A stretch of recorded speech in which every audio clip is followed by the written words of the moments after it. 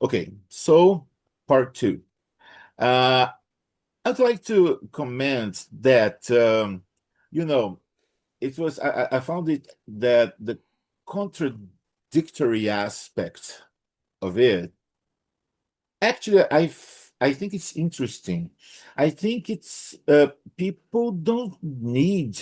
I think how can I say that people should embrace their contradictions because I mean, what the fuck you're doing if you don't, embrace your Mm, contradictions? I mean, I think there's a lesson in it as I see it, and a very hilarious one, but a good one, in a sense that after all, you didn't care for, it was not the name of Crowley that on the title. I mean, it's going to make people look for it more? Sure.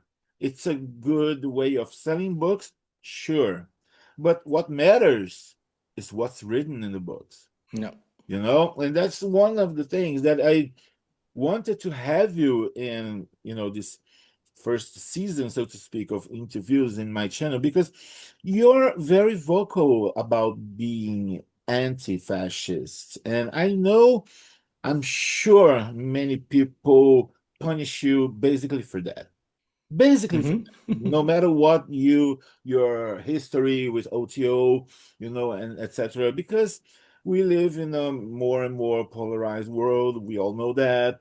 And I celebrate your, you know, uh courage, that you have, the might to be very clear when it comes to be, you know, anti-fascism, because Hmm. it's not enough not to be a non-fascist. You have to be actually against Hmm. fascism.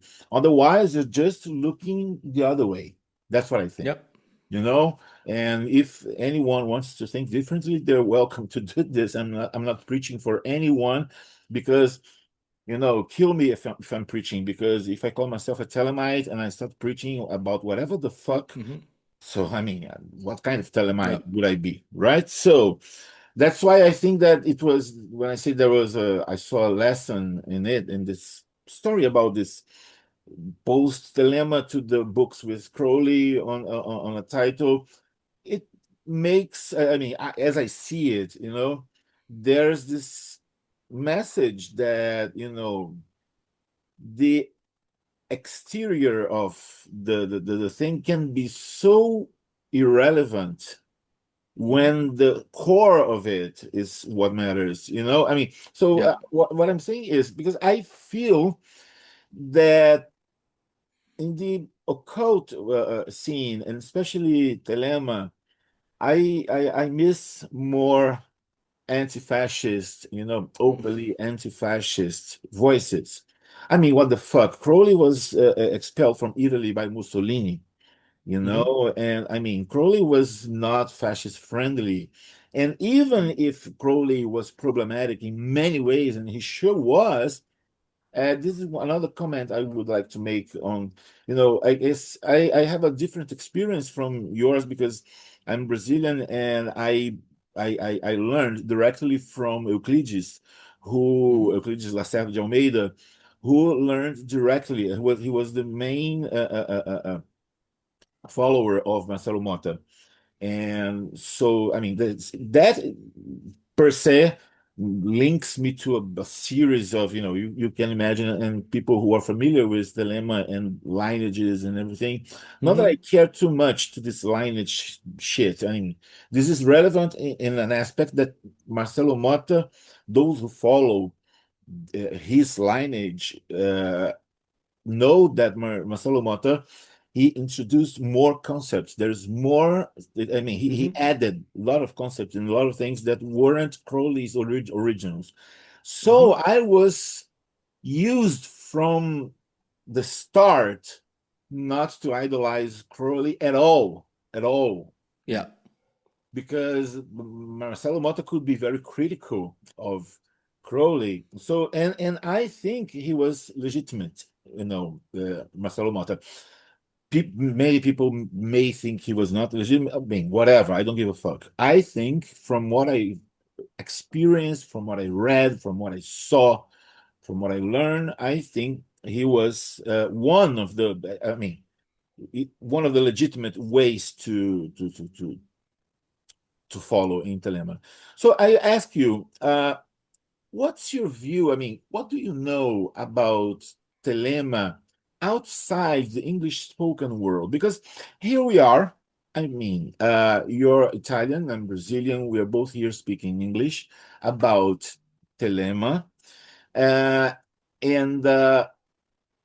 you know that Thelema is stronger in the United States and the United Kingdom and Australia, but I guess in Germany, but I guess that Brazil is the third country in terms of Thelema and Thelemites and everything. So Thelema is very strong in Brazil, and that's more due to Marcelo Motta than due to Crowley.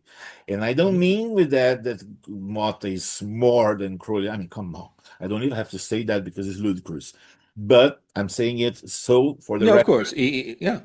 Right? But I mean, how do I would like to know your views. How do you feel and how do you see that specificity that, I mean, it's easy to understand that in German it's kind of big too, because Crowley had direct German connections and the whole original OTO and blah, blah, blah, and the whole thing that we all know. But it's the English-speaking world, basically, and Brazil. It's not even Portuguese from Portugal. It's Brazil. Yeah, Brazil. Yeah. So how do you see that? I mean, as a guy who sees that with the eyes of a Italian and European, I mean, you're closer to this phenomena, right? So it's interesting you're asking me this, because just yesterday I was doing one of the live streams on my channel, and I made exactly this point. And the point being is that, because the title of the live stream was "The State of Thelema in 2025," and I prefaced by saying that whenever we ask this question, we only tend to, and we give an answer to that, we only tend to really give the state of Thelema of the Anglo-Saxon world, the Anglo-American speaking, Anglophone world, if you want. You mentioned that you think that Brazil is like the third, something like that.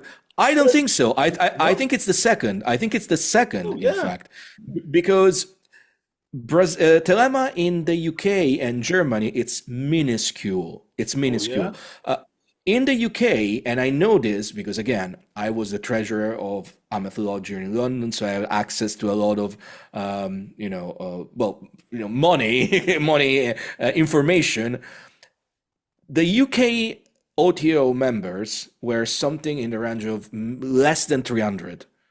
It's minuscule, right? There's not maybe Germany, something along there, maybe less.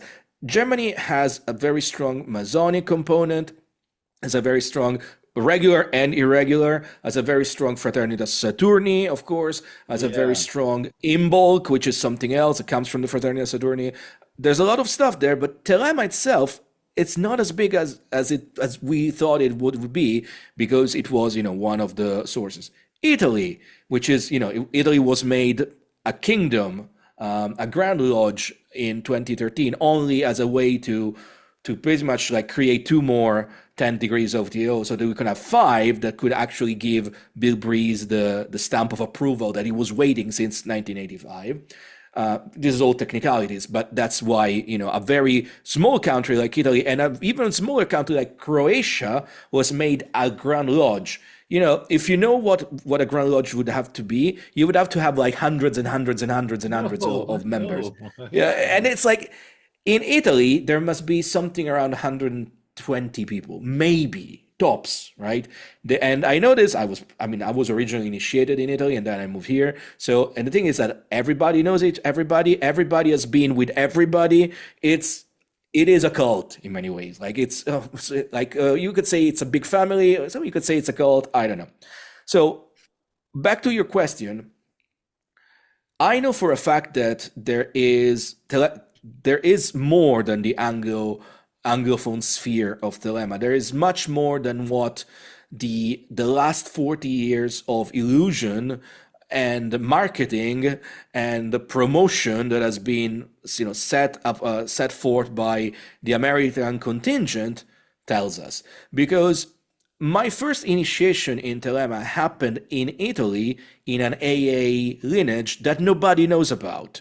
Because in Italy, there exist many private Thelemites, people that maybe have links with Freemasonry, people that have maybe links with the Golden Dawn, people that have maybe links with something that nobody knows outside of Italy, like the Fraternitas, the Fraternita Terapeutica of Miriam and the Ordino Sirideo, which are things that goes back to Raimondo di Sangro or Giuliano Kremmerz. Anyway, in 98, I had my first encounter. Like, I was already a student on my own. I was 20, and I was like, okay, I want to make the next step. I kind of met the people of the OTO at the time, and I was like, I don't like these people. They're a bunch of, that's no good there. I don't like them. But then I found like an AA lineage. So it exists. Like, these people don't want to be known. They don't look this. They are the polar opposite of everything that Bill Breeze, Bill Heydrich, to some degree, Lon Milo Duquette. Lon Milo Duquette is a friend, is one of the few friends I still have in OTO. I like him a lot. But all of them did the American way. Like, okay, And we can come. still be friends with you being an OTO member? Oh yeah, I mean, Lon is a very, I think is a very balanced individual, right? Like, he has his reasons to remain an OTO member, likely because he's been an OTO member all his life, right? And he knows that he has weight in the order. So as long as he's still alive, things have been kept under control, because things could have spiraled way further than they did, with all the bullshit about Duplexity and Gunther that died a few years ago, that Wasserman that died a few years ago, and Bill Breeze is still alive. We don't know for how long, because allegedly his health is not very good. But I think that Lon somehow, in an ideal world, somebody like Lon Mario Duquette would have become the savior that everybody needed, in the sense that he would have broke ranks with the Duplexity guys, and it would have created a schism with him as the leader, and everybody would have flocked to that, because the Duplexity people, the people that, all the nasty OTO folks, very fascist leaning, they're very few, maybe 60 people worldwide. That's it, right? Like, there are not many. But I respect Lon. I mean, Lon, the very few times I talked with him, the point is, like, I took an oath. That's my oath for all my life. Respectable. Like, I've done clearly something different, but I can tell you, to this day, Lon is. I consider him my friend. I consider him my brother, to be fair. And I don't use this term brother. I don't use this. Yeah, I don't use this term brother very easily. Again, I wrote about this extensively on Substack, because one of the way that cult mentality is enforced is by this idea, oh, we're all brothers. Like, there's what unites us is much more than what divides. It's totally dangerous, because, again, for me, the brotherhood of the soul, this utopia that is kind of at the core of Thelema with the company of heaven, I feel that's something that it's earned. Incidentally, in Liberal, it doesn't say, like, oh, you can call yourself a Thelemite and you're all your friends. Like, those who call you a Thelemites would do no wrong. So you have to be recognized as one by others, possibly by the way of your actions, by the way of your thinking, right? And so Lon is a brother. I mean, I don't know if you would say the same about me. It says a lot about him that he's still friends with you, and I mean, he's like he's constantly promoting my books. He constantly promotes my stuff. I appreciate people who respects the contradictory, as we were talking before. So I think this is the way to go. It should be, because again, it proves that you're not stuck in a cult mentality, right? It Yeah, means that and you don't feel you can still threatened by the different, you don't feel exactly. I mean, he's obviously not threatened by your stance on But OTO, obviously, which right? is so if he can conciliate being friends with you and being, I think that's excellent. It says a lot about being a Thelemite and being a magician, a magus, or whatever you Yeah, want to call it, because you have to balance, the contradictions. You can't avoid yeah, them. You have to no. embrace and accept all I mean, them, it's right? libertadi. It's the very core of Thelema. It's Lashtal, like Of the course. reconciliation of opposite. But to go back to your original question, I think I'm more than many. I'm more than many here in in Europe and in the United States, in America. I'm aware that there is a massive reality, Thelemic reality outside what we perceive. My big problem is that I don't speak or read Portuguese, right? Like I tried many times. I mean, I can a little It's bit, but not an not easy good enough. language. I know that. It's a beautiful language, but it's not easy, and Mhm.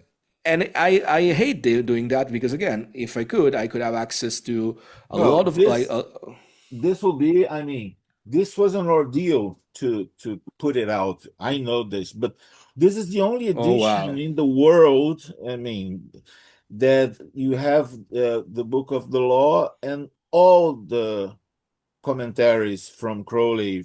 I mean, oh wow. three phases of his life. Yeah, So, yeah, I know, of course. So and you yeah, you translated.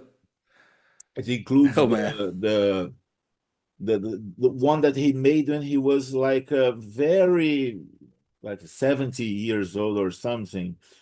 Anyway, so this is the only book in the world that where you can have all get it all. commentaries by Crowley. So it was hell to translate it. Of course, I translated it into Portuguese, and it took a long time. It was very complicated to publish the correct way, the way I wanted to. But this is really something that if people, I mean, I don't mean to, I don't think people will learn Portuguese because of this, of course. But if someone should definitely, you know, uh, uh, uh, just how can I say that? Not collect, assemble Hmm. these commentaries and publish it. I mean, what the hell is going on? This is not published in English. Really? I Oh mean, well, when I think that I did this in Portuguese and I had to translate the whole shit I mean, into so Portuguese. if you want an answer to that, I have an official answer to Oh that. yeah, In so the se- please tell me. in the sense that again, when I resigned in 2018, I was the first, but then a lot of other people resigned after me, not for my same reasons, mostly because a lot of people were tired of the incompetence of the OTO leaders, like talking about Bill Breeze here. Okay. Three of those people were still are very good friends of mine. Three of them were 9 degrees of the OTO. So top level, they know all the ins and outs. I'm not naming names, and I'm not asking everybody to believe my words. But each one of them told me that the reason why nothing has been made public by Bill Breeze since the late 90s, which I think the last thing they did was The Vision and the Voice. And all of these books, of course, now are out of print. They command crazy amount of money on the second book market. It's because Bill Breeze heard from the secret chiefs that they don't want anything to be published anymore. As fucked up as it sounds for me saying it out loud, I have no reason to not believe these three friends who happen to be 9 degrees sitting in the Areopagus of OTO listening to Bill Breeze saying this bullshit. This is the reason why. I also think that what happened there is that Bill Breeze tried very hard to turn the OTO into a mega church. It failed. And then the plan B was to create this, this theocracy which the OTO was kind of like the outer Thelemic order, or like the outer court of an inner quarter of mysteries made by the true AA. If you read that horrible book by Keith Reedy called One Truth and One Spirit, it's kind of like it's an incredible autogol, because he writes this book where about it try to prove this concept of duplexity. There's only one AA, there's only one true lineage, it's us. And then in the book itself he says, well, at the end of the day, yeah, we recognize we just reconstructed the AA, but at the same time we also this is what happened, right? Like you have someone. Changes much, huh? It sounds insane, because it is my strong belief that the people at the top of the OTO, with very few exceptions, Lon being one, and Lon famously is one that, as far as I know, doesn't take part of this in this shenanigans.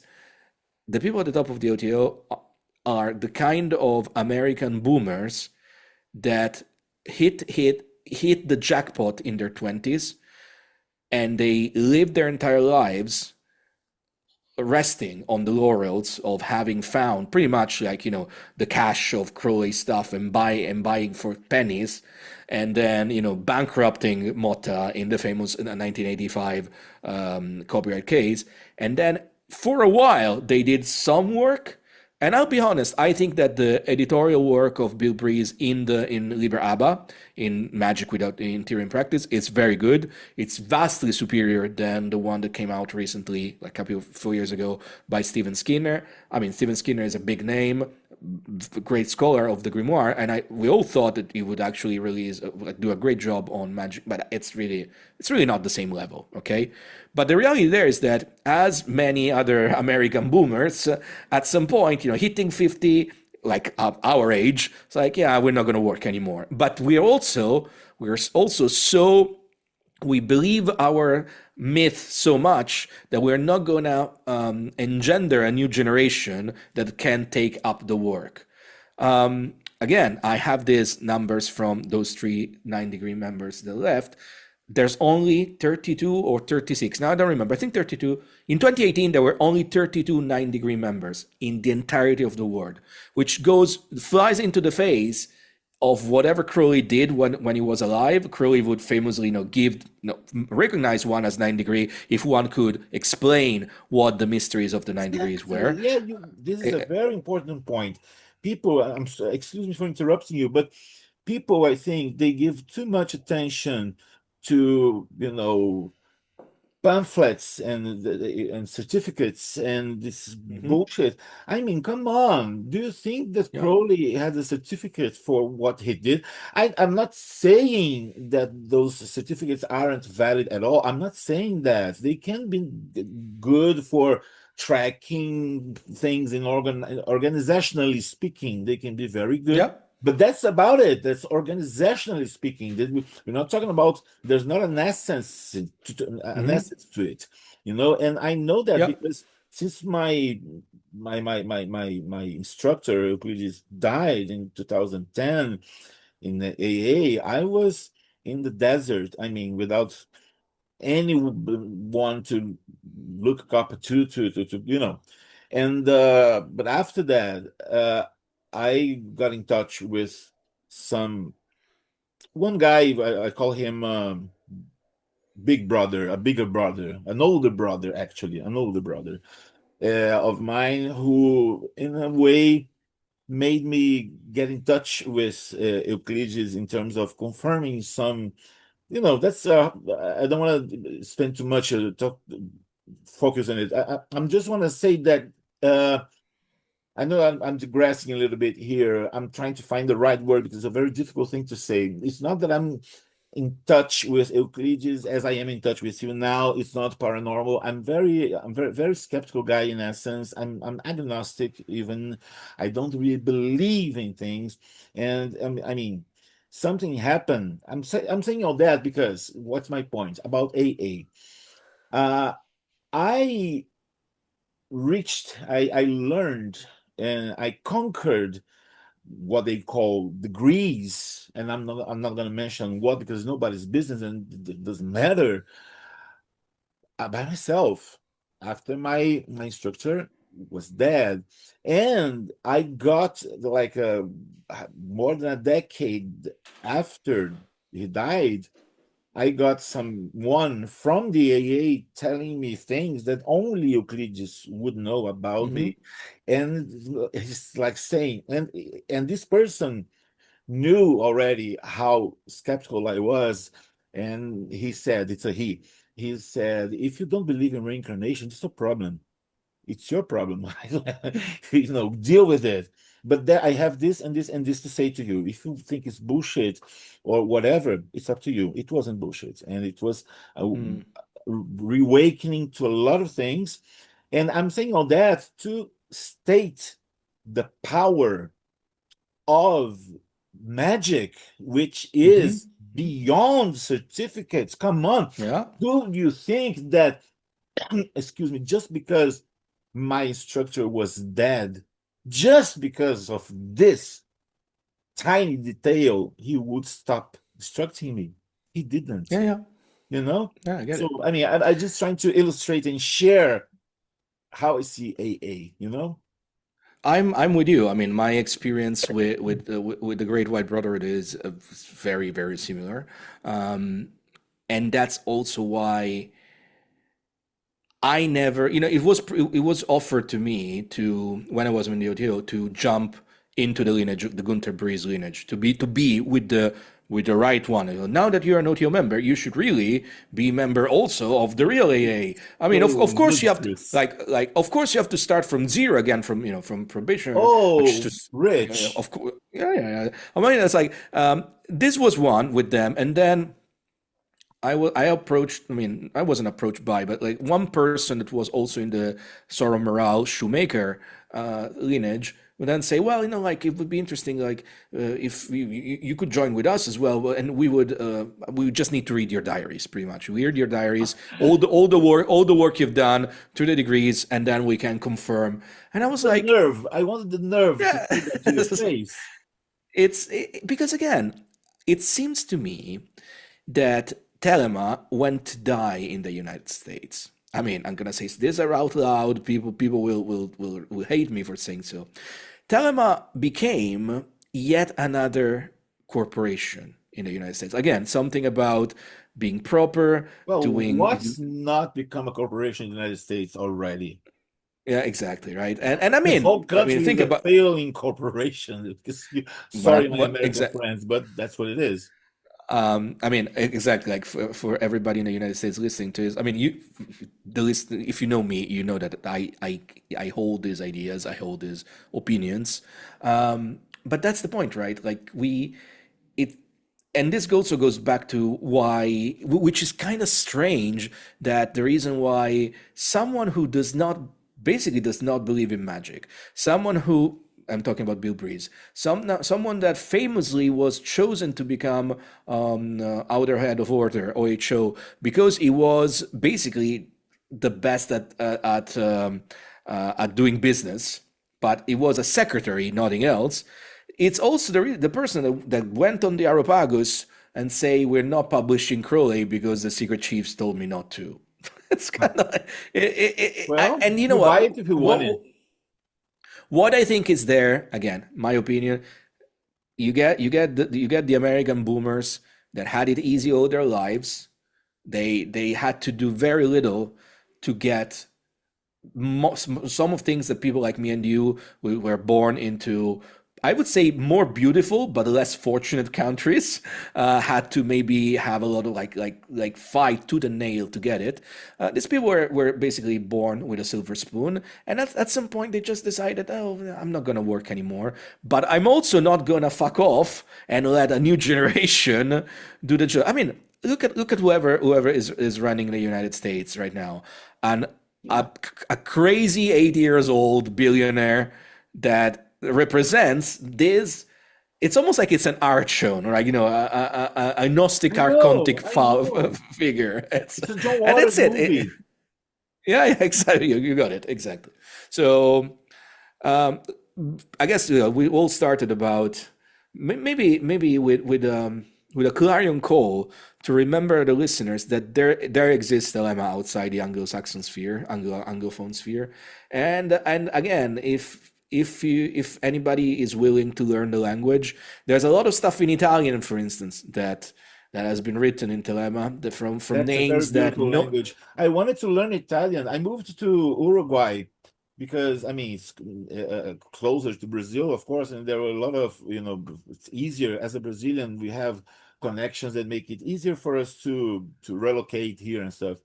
But I first, because I'm a translator and I've worked as a translator for 3 decades, and English Portuguese translator, and I wanted to add another idiom. yeah, And initially, I tried Dutch because I love the Netherlands, and I'm personally interested in the sound of the language and stuff.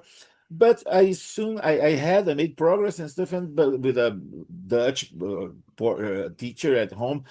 But soon I realized that there was not too much, work for Dutch. yeah, And if there were, they would go to the few Dutch people who were originally yeah, born there in the Netherlands. yeah, So it wouldn't be me.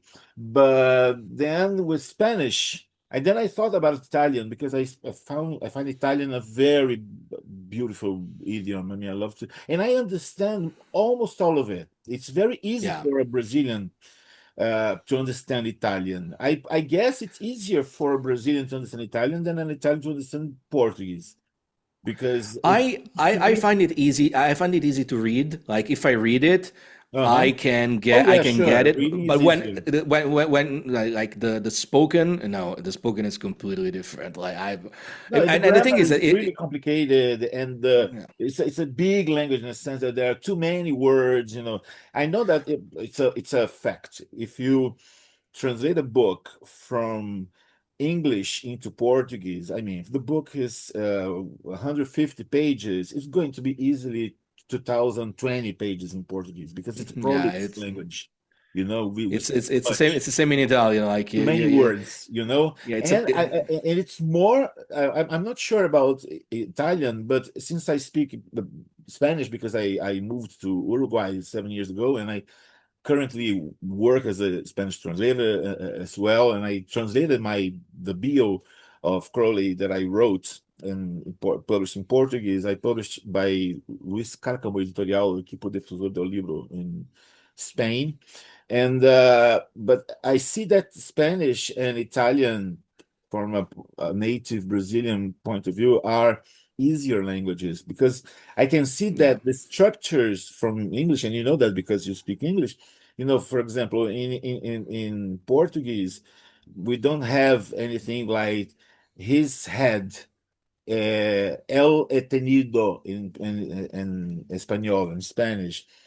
We don't have this in yeah. Portuguese. I mean, so this structure is much more complicated. But anyway, I would like Yeah. there's something. Okay, excuse me. You were going to say something? No, nothing. No, go ahead, go ahead. Because I noticed that I was initially I meant to uh, make this question because I didn't prepare anything. I mean, I'm not reading any script or anything. I wanted to be really spontaneous, and Mhm. organic. And I meant to ask you in the first time. How and why did you apparently chose to take Thelema as a career? And as you yourself said, and you already answered my question because it seemed that it just happened to you. You didn't Yeah, really ask for it or you didn't plan it. It just came yeah. to you and you It's kind accepted of it, and here you are. So, Is that like I right? said, it is right. I've been a Telemite all my life. I've been, like I said, I discovered Crowley when I was 12. I dabbled with it till I was 20, and I was initiated in the AA when I was 20, so in 1998. And for the longest time, I mean, I would talk about it. It's not something I would keep it for myself. When in my music, there's a lot of like never. It's in my music there was never anything like I don't know. The Ride of the Beast, like a title. Like there's only one song called The Night of Pan, which is a direct reference. But then there's a lot of like, in hints here and there. There's always a hints, right, in my music. But I was never like an occult musician or anything like that. Okay. Then it just happened, right? At some point, I was like, this is we're living in unprecedented times. This like again 5 years ago during the pandemic.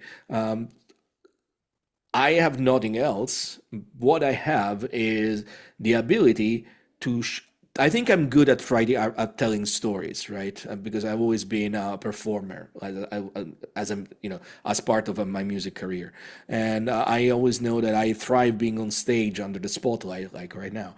I can do that, and I was like, okay, I have that. There's an interest around me of people that want to learn more about Thelema. I'm gonna try and see if this is gonna work. And 5 years down the line, yeah, it is my full-time job. So I'm Yeah, very lucky in nothing many wrong ways with that, to be. of course. Nothing wrong with that. So being business-like is not a kind of sin for a Thelemite. Mhm. It's even in the book of the law, Exactly. right? So this is not a problem. Well, so you mentioned I would like to tell us about your music career. I mean, do you consider yourself a former musician, a next musician, or something like that? I mean, are you up to going back to make music again? And first of all, what did you do in music? I mean, you were in a band. Tell us about it. Um, I started playing music around the same time when I discovered Crowley, so early in my teens year, right? You were in a band, Um, right? I mean, yes, yes. I started as a guitar player, but I never played guitar professionally, even if that's my instrument. What happened is that around the turn of the millennium, so year 2000 more or less, I completed the Abramelin operation. And as part of completing that operation, I received a very clear message. And that message was kind of like almost like how do you say go away with the circus, right? Like in order to truly find yourself and truly realize the crowning of the holy guardian angel, you have to leave everything you think you were going to do in your life. At that point I was studying political sciences, and then like I left political science. I started studying anthropology, but even there, like the message even there was like you're not going to do whatever you thought you were going to be, because I was going to pretty much work for the Italian government. My mother was a member of the Italian government in the Secret Service, and basically she was like, that's a career for you, right, if you want. And I was like, but the point is that I don't know if you can see me. I'm full of tattoos. I used to be full of piercings. At the time, I was really different. I was very like very square in a way, right? Like I was very, and that was gonna be my life. I do, of course, I undertake this the Aberman operation. It's my version of the Aberman operation, so it's very Thelemic, as you can imagine. Mhm. And then the message was like, no, you have to reshape your life completely, and I did. I went away with the circus. I pretty much started. Like going out at night, and I became a fixture in the Roman nightlife, in the goth scene, in the metal scene. I became a DJ. I became successful as a DJ, and then I start playing music in the industrial goth world. I put together this band called XP8, which became a name in that scene. I mean, we're not talking like we never sold like millions of copies, but it's still to this day is a well-known name with one or two like cult songs and cult hits. But also then eventually I started playing for other bigger bands. The bigger band I played with, I did one tour with VMV Nation. Again, this is a very, very, very, very big band. In 2007, we played Coachella when Coachella was still cool. Massive gig. And then, from that point onwards, I played with a series of bands, and then I played for many years with this other band, a German band called Faderhead. So that was my career. And then, when around 2016, I was 38, and I start seeing that that experience was coming to an end. That was like almost like 16 years, right, of living by night, sex, drugs, and rock and roll. A lot of drugs, a lot of alcohol, a lot of sex as well. And the point is that like I kind of realized that my body was starting to fall apart in a way, right? Like it was becoming more and more hard to avoid hangovers. It was becoming more and more hard to avoid repercussions of any kind. You're Yeah. human And after all. also, exactly. But also the lifespan of that specific um, music scene was coming to an end. Like that music scene was very based on electronic music, on partying, on clubbing. The experience of clubbing was dying already, I and I would know. argue it's dead. It's dead by now. And so I was like, yeah, I started to like, slow down at first, and then eventually came to an end. The last time I played on stage was actually in 2018 Do you with think there'll be a Faderhead. comeback? I mean, of the scene, not the band specifically, but this club scene. Do you think there will be a I don't comeback? know. Because I really don't think so. I have a lot of friends that are still very, very big names in the music scene. They all told me the same that, it was coming back, and then COVID completely destroyed it.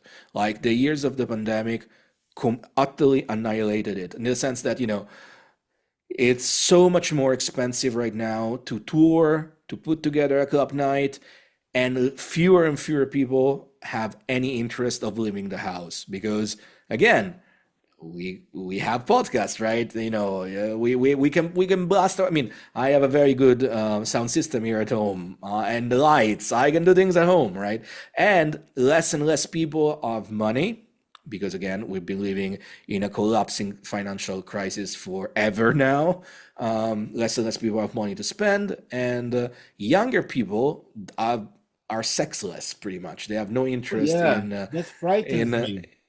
That yeah. I frightens mean, me. I think it's really scary that young people are so square and sexless. And okay, what do you think about it? Why is that? I think that humanity always likes to go from one swing of the pendulum to the other, right? Oh yeah, Um, that's true. like, and the truth of the matter is that my generation, so those of us were in our 20s and 30s in the 2000s and 2010s, we were very much libertine, debauched, if you want to say that, very much into that, right? Just And so streetwise. yeah, exactly. And it was a given that the generation after that would swing the pendulum back to the other direction, right? It's always happened. I also think that we're living in times where basically we are living in a period of time that I think historians will look at and find similarities with the Industrial Revolution, right? Like think of the Industrial Revolution of the 1800s and all the social upheavals that brought along and all the things that period of time killed forever. We're in the similar situation, with the, let's say, the social media and stuff. Yeah. AI revolution, right? Like it's the truth of the matter, right? Like there are kids right now, they're 20, that they live their entire lives with their faces glued on an iPad. They don't care about going to a club. They don't care about going to a concert. Every time I went to a concert in the recent years, I was still one of the youngest. I was maybe in the lower median average, right? I'm not saying that concerts are going away or club nights are going away, but the same way opera never went away. Opera Yeah. in the It 1700s changed. It was was the popular big in thing. Italy, of course. Everybody was crazy, right? Yeah, it was And Madonna. now, Madonna, yeah, 2 centuries ago, was opera. opera singer, right? And so and think about it. There was also the castrati, which were basically this Yeah. male that would cut their dick Michael pretty much so Jackson. that yeah they would actually they would actually sing in falsetto and think about the level of engagement that there was with this reality. Nowadays we know that opera exists, and there's still people that go to La Scala in Milan, for instance, and whatnot, or here in the Royal Hall here in London, but Is opera popular? Oh, No. of course. And sadly, I think that It's a niche. this is, yeah, like the clubbing will definitely become. I think clubbing is already niche right now, and it will keep on getting more and more niche. Rock concerts, metal concerts, pop concerts, they will become more niche as I actually technology. miss the days when rock was niche, because now rock is just downright fascist, basically. Oh well, yeah. There's. I What miss do you mean those by days. that? Well, Those were it's the in. days when it was a niche. Anyway, It's yeah, but there's again, the moment music became mainstream, you definitely start having the Kid Rocks of the, of the other side, right? Yeah, I mean, I get it, but yeah, I mean, if you ask me, like, are you ever gonna go back to be a full-time musician? No, I don't see that happening because together. most of my time, I tend to be very slow and methodical at things. Like I was always the If kind you're of doing person one thing, that you're doing one thing, and you're doing exactly. this I, one. I like You're because not a if not, chaos like me. I mean, I translate, I write music, and I no, video. I envy you. I envy those who can do that. I am no, I am Yeah, a one my project at a time kind of My person. husband calls me a little chaos, because it's like I wake up and the chaos starts, and then I start doing So, everything, and then I collapse, and then I it's a crazy thing. I actually I envy people like you. I mean, who are able to focus on one thing, because I get bored so easily that I refresh my boredom of translating, like making music, moving and I from one thing to refresh my another. Yeah, boredom of making music by writing literature, and yeah. so on. And then I come back full circle again and again and again and again. Well, I, I would like to thank you again. I mean, I think we're coming to an end of our interview. I'd like first to ask you if you would like to add anything else. There's anything you would like to, any message you would like to send to your readers, to our listeners, and everyone? Well, first of all, I really enjoyed talking to you. It's been a pleasure. Thanks. Especially, it's been a pleasure Likewise. to talk with a Thelemite from, again, outside the Anglophone sphere. I mean, maybe I Must would be ask of refreshing, I you. guess. No? Yeah, it is. And what I would ask of you is if you can actually maybe can use, your project here to introduce us to voices from Brazil, voices from South America, Well, that's the because idea, right? That's why I yeah, yeah, I invited mean, you, of course. and I'll be more than happy to use whatever small platform I have to broadcast this, because again, I think that it's really important for Thelema and Thelemites to realize that there exists a dilemma outside the usual names. In many ways, and maybe this is going to be a little bit controversial, this is also the message of the post-Thelemic manifesto. Remember that there is a massive constellation of Thelemites and stars, and from time to time, if we only see one part of the star, we miss the entire body of But Nuit. you see, So, why I saw that as a little bit silly, because as a Brazilian, having Marcelo Mota in between Crowley and my own instructor, I mean, we never, adored Crowley or anything like that. yeah, But I know they do this yeah, in the English-speaking world, as I said, So I get yeah. your point, but I come from a very different origin, so that makes a very different view Experience, yeah, on it. Yeah. yeah. Well, thank you. It's been a pleasure. Well, okay, yeah. So the motherfucker dog from my neighbor started barking. I think that's the sign of the beast at the end of the interview has Sounds come, good to me. because this motherfucker doesn't really bark at my window, by my window, as he's doing now. So that must be some kind of signal from the It outside is a world. signal. Well, Yes, Marco, indeed. it was really a pleasure to have you, and thank you again. And hopefully, this is going to be an ongoing discussion, right? That's the Absolutely. It would be my idea. pleasure. Thank you Thank you very so much. much. Bye bye. 93. Faz o que tu queres fazer, tudo é lei. Amor é lei, amor sob vontade. Stop recording.